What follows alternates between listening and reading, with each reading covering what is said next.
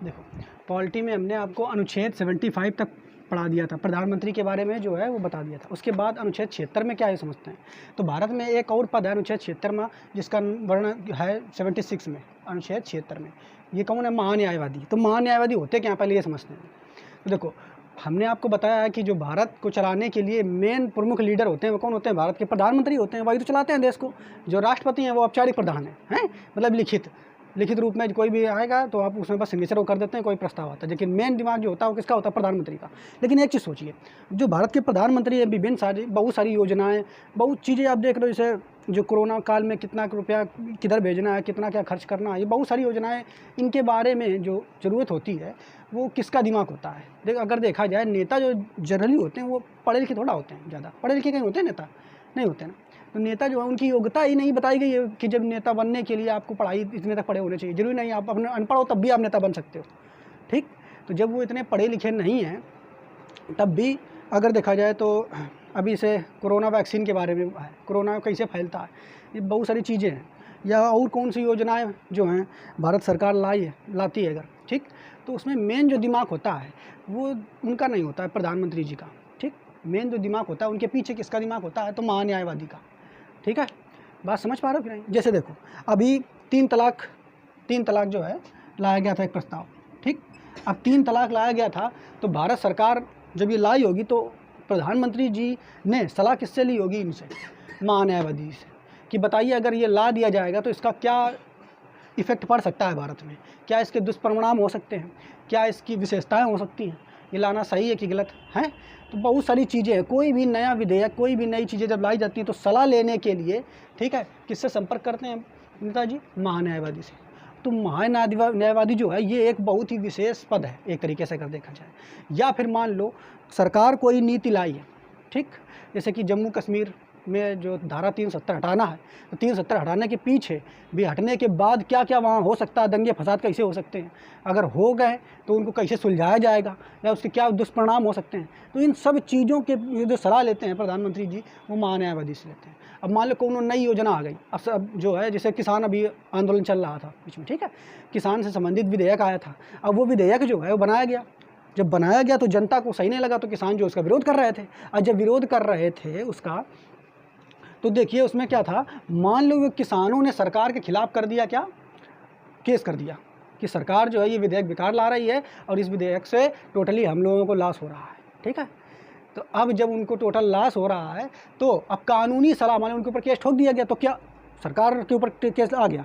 अब सरकार के ऊपर केस आ गया तो किसान वर्सेस सरकार, तो क्या सरकार में जो प्रधानमंत्री, हमने आपको क्या बताया, सरकार चलाने के लिए मेन लीडर कौन है? प्रधानमंत्री। तो केस लड़ने के लिए क्या कोर्ट में प्रधानमंत्री जी आएंगे? नहीं आएंगे भैया। सब पूरी तरीके से अगर विधि वाली जो होती, कानूनी चीज़ें जो सहायता सरकार प्राप्त करती है, तो कानूनी सहायता किससे प्राप्त करती है? महान्यायवादी से, ठीक है। तो अब मान लो कोर्ट में केस कर दिया गया सरकार के खिलाफ, तो अब कोर्ट में केस लड़ने के लिए कौन जाएगा? महान्यायवादी। समझ पा रहे कि नहीं? कौन जाएगा? महान्यायवादी। सरकार की तरफ से ये लड़ने जाएगा। इधर मान लो किसानों ने कर दिया तो किसान की तरफ से, तो किसान का संघ में जो लीडर होगा वो जाएगा, यहाँ और किसान जाएंगे, लेकिन सरकार की तरफ से कौन जाएगा? महान्यायवादी। ना कोनो मंत्री जाएगा, ना प्रधानमंत्री, कोई नहीं, सरकार की तरफ से ये जाएंगे। समझ पा रहे कि नहीं? ठीक। सरकार के खिलाफ अगर केस कोर्ट में करते हो तो उनके लिए कौन जाएगा? ये। यानी आप ये समझिए कि सरकार को अगर कोई भी कानूनी सलाह देना है, यानी प्रधानमंत्री जी को सरकारी में कोई भी कानूनी सलाह देना है, कानून से जुड़ी हुई सलाह देना है, तो कानूनी सलाह कौन देता है? महान्यायवादी। ठीक है, समझ पा रहे हो कि नहीं? यानी अब अगर ये इतना बड़ा व्यक्ति है जो सरकार को कानूनी सलाह दे रहा है, मतलब सरकार को कानून सिखा रहा है, तो इसका मतलब ये ऐसा वैसा तो पढ़ा होगा नहीं, ये बहुते पढ़ा होगा। इसकी योग्यता क्या होगी? कौन व्यक्ति कानूनी सलाह के मतलब महान्यायवादी बन सकता है सरकार का, और कौन इसको नियुक्त करेगा? ठीक है, कितने समय तक इसका कार्यकाल होता है ना? वेतन इसका क्या होता है? इसको हटाया जा सकता है कि नहीं हटाया सकता है? तो बहुत सारी चीज़ें इनके बारे में जानेंगे। तो महान्यायवादी क्या है, तो आप बताओगे? इसे महान्यायवादी को भारत का हम प्रथम विधि अधिकारी कहते हैं। विधि अधिकारी का मतलब प्रथम कानूनी अधिकारी। जैसे वर्तमान समय में अगर देखो, मान लो तुम्हें कोई दिक्कत है, किसी के खिलाफ केस करना है, तो तुम क्या करोगे? किससे संपर्क करोगे? कहाँ? वकील से। कोई या तो प्राइवेट वकील होगा, कोई सरकारी वकील होगा। तो जिस वकील से संपर्क करोगे, आपको अगर किसी से लड़ना है, मान लो किसी ने आपकी ज़मीन हड़प ली, अब तुम्हें क्या करना है? ज़मीन जायदाद वाले जो केस होते हैं वो डायरेक्ट न्यायालय में जाते हैं। तो अगर वकील करना है तो आप प्राइवेट वकील करोगे या तो सरकारी करोगे, यही तो हो सकता है, या पैसा नहीं तो सरकारी कर लो, नहीं तो प्राइवेट। लेकिन सरकार के खिलाफ अगर किसी ने केस कर दिया तो इनका जो ये एक तरीके से समझ लो ये क्या है, ये वकील ही है, सरकार के वकील, सरकारी वकील हैं, ये सबसे बड़े वकील हैं, ठीक है। इसीलिए प्रथम हम इसे भारत सरकार का प्रथम विधि अधिकारी कहते हैं। विधि माने होता है कानून, विधि का माने क्या होता है, यानी सरकार की तरफ से केस लड़ने का काम जो कौन करेगा, अटर्नी जनरल, अंग्रेजी में अटर्नी जनरल, ठीक है, इसको महान्यायवादी कहते हैं। अब यहाँ पे समझने वाली बात है कि जो महान्यायवादी जो हैं इनकी योग्यता क्या होती है भाई, कैसे कौन बन सकता है महान्यायवादी। तो देखो, जो व्यक्ति, ऐसा व्यक्ति जो सुप्रीम कोर्ट के जज के समान योग्यता रखता हो, कौन है कोर्ट के समान, सुप्रीम कोर्ट के जज के समान जो योग्यता रखता हो वही महान्यायवादी बन सकता है, अटर्नी जनरल बन सकता है। अगर सुप्रीम कोर्ट के जज के समान योग्यता रखता हो, जरूरी नहीं हो कि सुप्रीम कोर्ट का वो जज ही हो। ऐसे समझो, जैसे आप लोग मान लो ग्रेजुएशन पूरे कर लिए, तो ग्रेजुएशन पूरी करने के बाद आप लोग डीएम के समान योग्यता रखते हो, तो इसका मतलब ये थोड़ा कि आप लोग डीएम हो, नहीं, देखो डीएम है वो भी तो ग्रेजुएशन किया होता है, तो कंपटीशन फाइट करके अपना डीएम बन गया। अब तुम भी ग्रेजुएशन बीए बीएससी कर लिए हो, तो इसका मतलब हमने कह दिया कि आप जो है डीएम के समान योग्यता रखते हो, तो इसका मतलब ये थोड़ा है कि आप डीएम ही होगे, है बात, सही बात है कि नहीं। ऐसे ही जो अटर्नी जनरल है वो सुप्रीम कोर्ट के जज के समान योग्यता रखता है, ठीक। अच्छा, कि तो सुप्रीम कोर्ट के जज के समान योग्यता रखता है, इसका मतलब क्या हुआ, हाँ, इसका मतलब ये भी हो सकता है कि वो सुप्रीम कोर्ट का जज ही हो, और ये नहीं भी हो सकता है कि सुप्रीम कोर्ट का जज हो, ठीक है। तो इसका मतलब क्या है फिर, ये सुप्रीम कोर्ट का जज बनने के लिए क्या योग्यता होनी चाहिए, ये भी तो पता होना चाहिए। हमने बस ये बता दिया कि सुप्रीम कोर्ट, यानी अगर आपको भारत का महान्यायवादी बनना है, यानी सरकार का आपको वकील बनना है, तो आपके लिए कम से कम सुप्रीम कोर्ट के जज के बराबर योग्यता आपके पास होनी चाहिए। तो अच्छा, सुप्रीम कोर्ट के जज की योग्यता फिर क्या है, तो सुप्रीम कोर्ट की जज की योग्यता क्या होती है, इसको समझ लेते हैं। आप यदि कोनो व्यक्ति हाई कोर्ट में, कौन कोर्ट में, हाई कोर्ट में कम से कम 10 साल, यदि कोनो व्यक्ति हाई कोर्ट में कम से कम 10 साल वकालत करा हो, मतलब 10 साल तक वकील का काम किया है हाई कोर्ट में, समझ पा रहे हो कि नहीं। या फिर अगर कोनो के पास तो फिर क्या बन सकता है, वो अटर्नी जनरल बन सकता है, योग्यता उसकी ये हो जाएगी, मतलब तब फिर उसकी योग्यता सुप्रीम कोर्ट के जज के बराबर हो जाएगी। अगर किसी व्यक्ति ने हाई कोर्ट में 10 साल तक वकीलत की है तो वो सुप्रीम कोर्ट का जज बन सकता है, ये जरूरी नहीं है कि बन जाएगा, बन सकता है, यानी सुप्रीम कोर्ट का जज बन जाएगा, यानी अटर्नी जनरल भी बन सकता है, ठीक है। अकेले अच्छा, अब मान लो कोनो व्यक्ति है उसके पास 10 साल की वकालत नहीं है, तब फिर क्या होना चाहिए, तो अगर 10 साल का वकालत नहीं है तो आपके पास अगर हाई कोर्ट में 5 साल का जज का एक्सपीरियंस हो, जज का मतलब जानते हो, न्यायाधीश, यानी या तो 10 साल तक आपने वकालत की हो हाई कोर्ट में, या फिर 5 साल तक आपने वहाँ पर न्यायवादी अर्थात जज का एक्सपीरियंस रखा हो, ठीक है।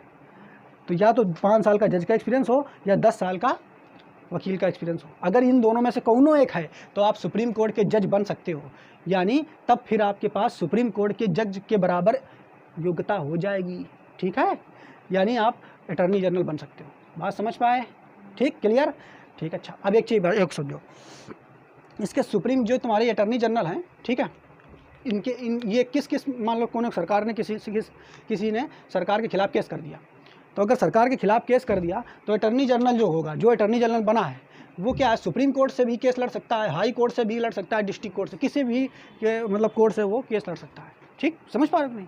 अगर हाई कोर्ट में कर दिया तो हाई कोर्ट में भी, सुप्रीम कोर्ट में कर दिया तो सुप्रीम कोर्ट से भी, जिसमें कर दिया आप लड़ सकता है, इसके पास तीनों का पावर है। लेकिन अब मान लो, देखो ये समझ लो, सरकार के ऊपर बहुत सारे केस मान लो आगे बहुत सारे लोग कर देते हैं, ठीक है। अब ऐसा आ गया तो अब क्या है कि हर बार क्या ये अटर्नी जनरल ही जाएगा, नहीं भैया, ये अकेला आदमी कहाँ तक कितने केस लड़ेगा, तो उससे छोटा एक और पद बनाया गया जिसका नाम है सॉलिसिटर जनरल। क्या नाम है इसका, सॉलिसिटर जनरल। यानी देखो, सरकार को विधि सहायता देने के लिए, यानी कानूनी सहायता देने के लिए कौन होता है, महान्यायवादी यानी अटर्नी जनरल, ठीक। इसका वर्णन हम अनुच्छेद 76 में करते हैं, ये बिल्कुल याद कर लेना है आपको, ये बहुत बार आया है एग्जाम में। अब मान लो अगर अटर्नी जनरल फुर्सत मनाई है, अब कोनो छोट मोट जो है सरकार के खिलाफ केस करिए है, ठीक, तब कौन जाएगा, तो क्या यहाँ से अटर्नी जनरल लड़ने जाएगा। अटर्नी जनरल जो है सरकार के बड़े बड़े केसों को देखेगा, छोटे मोटे को केस थोड़ा देखेगा, तो उसके लिए छोटा कौन और आदमी लाया जाए, तो उससे छोटा एक और पद बनाया गया जिसे कहते हैं सॉलिसिटर जनरल, SG लिख दिया, सॉलिसिटर जनरल। क्या नाम है इसका, सॉलिसिटर जनरल, समझ पाए। अब सॉलिसिटर जनरल जो है, ठीक, ये जो होता है हाई कोर्ट के जज के बराबर योग्यता रखता है। किसके बराबर रखता है? हाई कोर्ट के जज के। तो अगर ये केस लड़ेगा तो ये सुप्रीम कोर्ट में भैया केस नहीं लड़ सकता है। कौन? Solicitor general. सुप्रीम कोर्ट में केस कौन लड़ सकता है? केवल अटॉर्नी जनरल। और ये जो है ये किस में, हाई कोर्ट या डिस्ट्रिक्ट कोर्ट में जो है केस लड़ सकता है सरकार की तरफ से। ठीक। अब मान लो कोई टुच्चा मुच्चा आदमी गया और सरकार के खिलाफ केस कर दिया, कह दिया कि भैया हमारी ज़मीन है, सरकार जो है कब्जिया ले रही है। अब एक आदमी का कर दिया सरकार का, अब ये लोग जाएंगे का ये छोटी मोटी चीज़ के लिए नहीं भैया, उसके लिए एक और नीचे पद बनाया गया है, वो उसे कहते हैं असिस्टेंट सॉलिसिटर जनरल। ठीक, असिस्टेंट सॉलिसिटर जनरल। ठीक, तो इसमें क्या होता है, ये डिस्ट्रिक्ट जज, यानी इसके पास डिस्ट्रिक्ट जज की योग्यता होती है, यानी ये समझ लो डिस्ट्रिक्ट जज का ये जज ही होता है। ठीक, तो ये जो छोटे मोटे केस लड़ता है ये लड़ लेता है सरकार की तरफ से। ठीक है, समझ पाए कि नहीं? तो सबसे बड़े बड़े केस होंगे तो अटॉर्नी जनरल, उससे छोटा होगा तो सॉलिसिटर जनरल, और उससे छोटा होगा केस तो असिस्टेंट सॉलिसिटर जनरल। समझ पाए कि नहीं? क्लियर? और ये केवल डिस्ट्रिक्ट कोर्ट में ही जो है केस लड़ता है, ये हाई कोर्ट में नहीं जा सकता है, ये सुप्रीम कोर्ट में नहीं जा सकता। ऐसे समझ लो जो व्यक्ति बड़ा होगा, जो बड़ा का मतलब समझ लो, जैसे मान लो अब जो हम हैं तो हम ग्रेजुएशन के लेवल का ये सब चीज़ें पढ़ा रहे हैं, तो हमसे कौन कही दे कि जाओ कक्षा 1 वाले का पढ़ाओ, तो कहा ABCD कौन ने पढ़ा लिया कि नहीं? अब मान लो कौन जो व्यक्ति है, ठीक, जो कक्षा 1 वाले बच्चन का पढ़ा हुआ थी, ठीक, अब उसे कई दिन जाए, सरकारी मास्टर नहीं कह रहा ना, हाँ, इसे नॉर्मल 1 वाले बच्चन का उसे कई दिन जाओ जा करके ये ग्रेजुएशन वाले बच्चन का मैथ पढ़ाओ, वो कंपटीशन वाली, और ये पढ़ाओ, तो पढ़ा लिया करके नहीं पढ़ाया फिर ये, यानी जो ऊंचे पद पर है वो नीचे जा सकता है, लेकिन जो नीचे है वो जरूरी नहीं कि ऊपर पहुंच जाए। वही सिस्टम है कि यहाँ पे देख क्या रहे हो, अटॉर्नी जनरल जो है ये चाहे तो supreme court, high court, district court किसी में केस लड़ सकता है, जबकि जो सॉलिसिटर जनरल है वो हाई कोर्ट और डिस्ट्रिक्ट केस में केस लड़ सकता है, जबकि लास्ट वाला असिस्टेंट सॉलिसिटर जनरल जो है ये डिस्ट्रिक्ट कोर्ट में ही केस लड़ सकते हैं। बात समझ पाए? तो मेन जो पूछा था इसी के बारे में पूछा था, ये पूछता है असिस्टेंट अटॉर्नी जनरल जो है इसकी योग्यता क्या है, तो योग्यता क्या बताओगे? सुप्रीम कोर्ट के जज के बराबर, कभी कभी ऐसा ऑप्शन देता है सुप्रीम कोर्ट के जज के बराबर, हाई कोर्ट के जज के बराबर। ठीक है, तो आपको याद रखना हाई कोर्ट के जज के बराबर योग्यता होती है इसकी। ठीक है, समझ पाए? कितनी होती है तो बता देना, सॉरी सुप्रीम कोर्ट के जज के बराबर योग्यता होती है, और सुप्रीम कोर्ट के जज की योग्यता कितनी होती है तो बता दो, हाई कोर्ट में एक्सपीरियंस होना चाहिए, या तो 10 वर्ष के वकालत का एक्सपीरियंस, या फिर 5 वर्ष के जज का, न्यायाधीश का एक्सपीरियंस होना चाहिए, तो फिर वो आप बन जाएगा। अब पूछेगा वर्तमान समय में सॉलिसिटर अटॉर्नी जनरल कौन है, तो इनका नाम याद कर लो, ये करंट का प्रश्न है, चाहो तो याद कर लो। ठीक है, ये बदलते रहते हैं।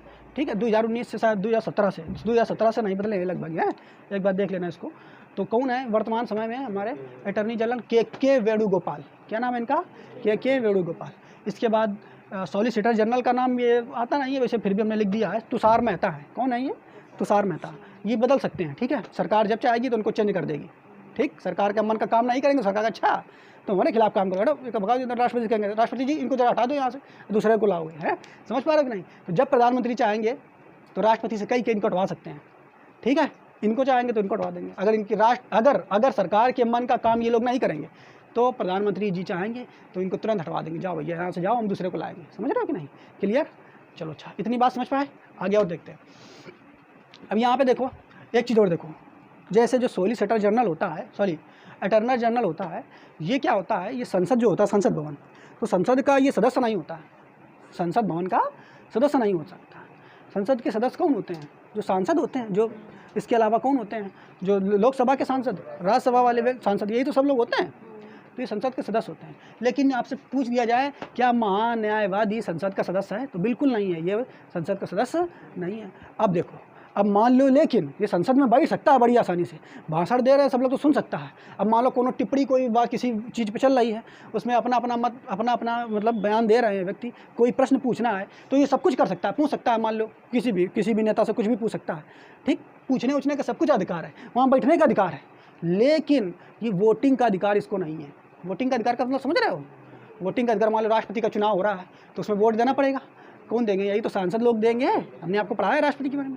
तो जब वोटिंग का अधिकार नहीं है, इसके वोटिंग का अधिकार जैसे ही मान लो चुनाव किसी भी चीज़ का हो गया, तो वोट देने की जब बारी आएगी तो भैया इनसे कह दिया जाएगा कि वेणुगोपाल से, हैं, यानी माने भैया आप उठो, उधर जाओ, यहाँ वोटिंग हो रही है। जब फिर से कार्रवाई चालू हो तब फिर आ जाना, तब तक जाओ चाय पियो करके, तब तक ये चले आगे बाहर चाय पीने। यानी इनको वोटिंग का अधिकार बिल्कुल नहीं है संसद में। किनको? महान्यायवादी को। तो आपसे पूछता है कि महान्यायवादी जो हैं उनको, ये हमारे संसद के सदस्य होते हैं कि नहीं होते हैं, तो आपको बोलना है होते हैं।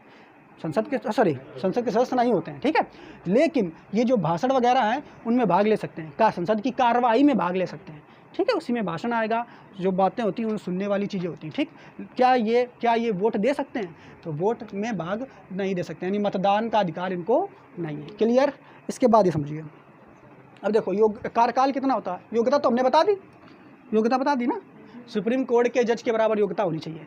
अब इनका कार्यकाल देखो कितने साल के लिए होता है, तो जर्नली देखो जो कार्यकाल होता है वो 5 साल के लिए होता है, लेकिन इनका भी कार्यकाल जो है 5 साल के लिए नहीं होता, जरूरी नहीं कि 5 साल पूरा करें, ठीक। अगर ये प्रधानमंत्री के मन का काम करेंगे तो प्रधानमंत्री कहेंगे ठीक है तुम बने रहो, सलाह देते रहो हमको, हैं कानूनी सलाह देते रहो। लेकिन तनको अगर प्रधानमंत्री के मन का काम नहीं किया तो प्रधानमंत्री तुरंत भगा देंगे, जाओ यहाँ से, हाँ 5 साल से ऊपर नहीं। और जैसे ही प्रधानमंत्री का मन का काम ये नहीं करेंगे तो चल जाओ यहाँ से, जाओ। राष्ट्रपति से कहेंगे इनको तुरंत लाओ, हमें ये सलाहकार नहीं चाहिए, अच्छा नहीं है, ये दूसरे को लाओ, दूसरे को। तो यानी इनका कार्यकाल जो है पूर्णकालिक नहीं है, पूर्णकालिक जरूरी नहीं कि 5 साल तक ये रहे पूरा। जब प्रधानमंत्री चाहेंगे तो राष्ट्रपति से कई के हटवा देंगे। यानी जो मेन काम करता है, देखो मेन काम करता कौन है? प्रधानमंत्री, लेकिन करवाता किससे है? राष्ट्रपति से। नाम होता है राष्ट्रपति का, काम करता है प्रधानमंत्री। कितना बढ़िया काम है, ठीक है। अब देखो इसीलिए इसमें कहा जाता है कि इनका कार्यकाल जो होता है वो राष्ट्रपति के प्रसाद पर्यंत होता है। प्रसाद पर्यंत का मतलब कि राष्ट्रपति जब तक चाहेंगे तब तक इनको पद पर रखेंगे, लेकिन ऐसा नहीं है, राष्ट्रपति थोड़ा चाहेंगे जब तक, प्रधानमंत्री जब तक चाहेंगे तब तक रहेंगे। और ये फिर क्या करेंगे चुप्पे से, जैसे प्रधानमंत्री को नहीं पसंद आए तो इसे राष्ट्रपति कहेंगे भैया राष्ट्रपति जी इनको हटाओ जरा से, ये सही काम नहीं कर रहा है, दूसरे को लाएंगे हम, ठीक है। तो आपको याद रखना है कि इनका कार्यकाल कितना होता है, तो जर्नली 5 वर्ष का होता है, लेकिन अगर प्रधानमंत्री जी चाहेंगे तो राष्ट्रपति से कई करके इनको हटवा सकते हैं, ठीक है। तो आपको याद रखना राष्ट्रपति के प्रसाद पर्यंत होता है। तो ये लैंग्वेज लिखी रहती है कॉम्पिटिशन वाले एग्जामों में, ठीक है। अच्छा आगे देखते हैं, अब इनको वेतन कितना मिलता है ये समझिए, ठीक। तो देखिए इनको वेतन जनरली नहीं दिया जाता है, वेतन तो नहीं दिया जाता, क्या नहीं दिया जाता है, तो वेतन का नहीं देता, भैया सरकार का काम कर रहा है, वेतन नहीं मिलेगा इनको। देखो सब कुछ मिलेगा, भत्ते मिलेंगे, अन्य चीज़ों की कार मिलेगी, सिक्योरिटी मिलेगी, सब कुछ मिलेगा, लेकिन वेतन नहीं दिया जाता। तो वेतन का नहीं दिया जाता, तो वेतन इसलिए नहीं दिया जाता है क्योंकि इनको छूट दी जाती है कि भैया तुम्हारे पास सरकार के अलावा और जौन केस आए प्राइवेट तुम लड़ो जा करके। समझ पा रहे हो कि नहीं? जितने तुम वकील हो एक तरीके से, हमने क्या बताया, वकालत वाला काम कर रहे हो, यानी प्राइवेट कोनो भी केस तुम्हारे पास अगर आ जाए तो तुम लड़ो जा करके। अब भैया इतना बड़ा जो मतलब महान्यायवादी होगा तो उसके पास जो केस जाएगा तो बड़े लेवल का जाएगा, अब बड़े लेवल का जाएगा तो ज़्यादा पैसा मिलेगा। तो भैया पैसा वो ऐसे कमाता है, कैसे कमाता है? केस लड़ करके। यानी प्राइवेट किसी का भी वो केस लड़ सकता है, जनरली तुम जाओगे तो तुम लड़ सकते हो, लेकिन अगर तुम कह दो कि भैया हम सरकार के खिलाफ केस लड़िए और तुम हमारा वकील बन जाओ, तो फिर ये कभी नहीं लड़ेगा, क्योंकि भैया ये सरकार की तरफ से लड़ता है। अब तुम क्या कह रहे हो, तुम हमारी तरफ से लड़वा करके, तुम्हारी तरफ से लड़ेगा? नहीं लड़ेगा। यानी ये केस जो है प्राइवेट लड़ता है, और इसी कारण इसको जो है वेतन नहीं दिया जाता। भत्ते वगैरह मिलते हैं, सारी जो सिक्योरिटी है वो मिलती है, गाड़ी वगैरह सब चीज़ें मिलती हैं, बंगला वंगला सब मिलता है, लेकिन भत्ते में रुपये, उसमें भी भत्ता भी काफ़ी होता है। उसके अलावा प्राइवेट ये केस लड़ता है उसी में रुपये कमाता है। अगर जिस दिन ये प्राइवेट केस लड़ना बंद कर दे उस दिन इसको वेतन भी मिलना चालू हो जाए। समझ पा रहे हो कि नहीं? क्लियर? तो वेतन नहीं निर्धारित है इसका पूरा, क्लियर। और हाँ, जो भत्ते दिए जाते हैं वो प्रधानमंत्री राहत कोष से दिए जाते हैं। कहाँ से दिए जाते हैं? प्रधानमंत्री कोष से, ठीक है, क्लियर। वैसे जनरली भत्ते जो मतलब वेतन दिया जाता है वो संचित निधि से दिया जाता है। किससे दिया जाता है? संचित निधि से। वो आगे पढ़ाएंगे आपको। इसके बाद देखो आगे क्या बताया, केंद्र सरकार पर किसी भी प्रकार के मुकदमे को महान्यायवादी लड़ता है। यानी केंद्र सरकार पर अगर मुकदमा किसी ने कर दिया तो कौन लड़ेगा? महान्यायवादी। अगर महान्यायवादी को लगा कि तो मुकदमा बड़ा छोटा है तो नीचे वाले भेज देगा, किससे कहेगा? सॉलिसिटर चलते, तुम लड़वा करके मैं बस करना, इतना छोटा काम नहीं लड़ाएंगे, और दे दिया तो इनको दे देगा। और अगर किसी बात की सलाह लेना है तो वो इन लोगों से सलाह ले लेता है, ठीक है। बात समझ पा रहे हो? काम का लोड ज़्यादा हो गया तो इन लोगों से सलाह भी ले सकता है वो, ठीक। इसके बाद देखो यहाँ पे एक चीज़ और देखिए, जिस प्रकार केंद्र सरकार की सहायता के लिए, कानूनी सहायता के लिए महान्यायवादी यानी अटर्नी जनरल होता है, उसी प्रकार राज्य सरकार में कौन होता है? मुख्यमंत्री जी होते हैं कि नहीं? तो मुख्यमंत्री की सहायता के लिए, कानूनी सहायता के लिए भी तो कोनो अधिकारी होना चाहिए। तो वैसे ही राज्य सरकार में जब मुख्यमंत्री होते हैं उनकी सहायता के लिए एक होते हैं एडवोकेट जनरल। इनको क्या कहते हैं? Advocate general. यानी मुख्यमंत्री की सहायता के लिए जो कानूनी अधिकारी होता है उसको कहते हैं एडवोकेट जनरल। इसका वर्णन अनुच्छेद 165 में है। किसमें है बच्चा? 165 में। अनुच्छेद 165 में कौन है? Advocate general. एडवोकेट जनरल जो होता है वो बिल्कुल महान्यायवादी के समान होता है। जैसे राष्ट्रपति केंद्र में होता है, राज्य में राज्यपाल होता है, उसी के समकक्ष लगभग सेम वैसा होता है कि नहीं? वैसे ही केंद्र में जैसे न्यायवादी होता है, महान्यायवादी, वैसे ही राज्यों में, हर राज्य में मुख्यमंत्री की सहायता के लिए कौन होता है? Advocate general. इसका वर्णन अनुच्छेद 135 में है। समझ पाए? सॉरी 165 क्या बोल दिया, अनुच्छेद 165 में। समझ पाए? ये आपको याद रखने, 2 अनुच्छेद याद रखने। अनुच्छेद 76 में क्या है? महान्यायवादी। अनुच्छेद 165 में क्या है? एडवोकेट जनरल, जो कि स्टेट यानी राज्य में मुख्यमंत्री का कानूनी विधि अधिकारी होता है, या विधि अधिकारी जो भी आपको बोलना है वो लिख लीजिए। ठीक, समझ पा रहे हो कि नहीं? तो आज के लिए अटॉर्नी जनरल से इतना ही, ये ज़्यादा बड़ा टॉपिक नहीं है, इतना छोटा ही है, तो इसको आप नोट कर लो। ठीक।